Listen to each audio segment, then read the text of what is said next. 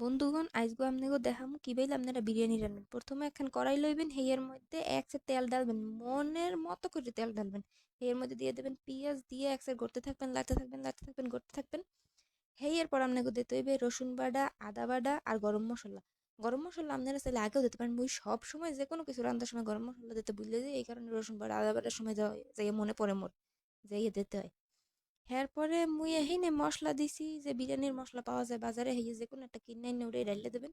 আর যদি মনে হয় টেস্টলেস খাইবেন হলে দিয়েন না মশলা, সমস্যা নেই। এরপর একটু করে পানি দেবেন যাতে মশলাগুলো কড়াইর লগে লাগিয়ে না যায় চুলার তাপে। এরপরে দিয়ে দেবেন গরুর মাংস। এই কিন্তু দুইয়ে লইতে হইবে, নাহলে কিন্তু গন্ধ করবে।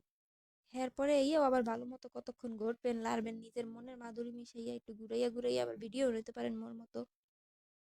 এরপর হরবেন কি, একটা ডাকনা দিয়ে ডাইকা দেবেন যাতে মাংসগুলো হেজে ভালো হবে। মাংস ভালো করে হেজলে পরে মন না কিন্তু ছ্যাদ করে উড়েই হালাইলেই হইবে না, মাংস ভালো মতো হেজার জন্য সময় দিতে হইবে।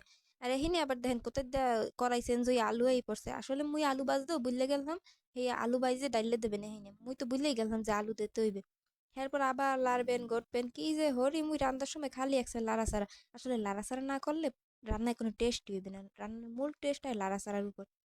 এরপর মনে হয় আবার ডাইকা দিতে হবে, আচ্ছা কি জানি হরছি এহিনে। এরপরে ওই বুটবুটি উঠতে আছে। ও এরপর চাউল দিতে হবে, চাউল এই আমি আগেই ধুয়ে রাখছিলাম। হেয়ে ডাইলা দিমু সুন্দর করে হাত দিয়া। প্রথমে ভাবছিলাম যে খুন্তি দিয়ে বা চামচ দিয়ে দিমু, কিন্তু আছাড়া আসলে বাঙালি রান্ধায় মজাই নাই। এরপরে মুই আবার করতে আসি।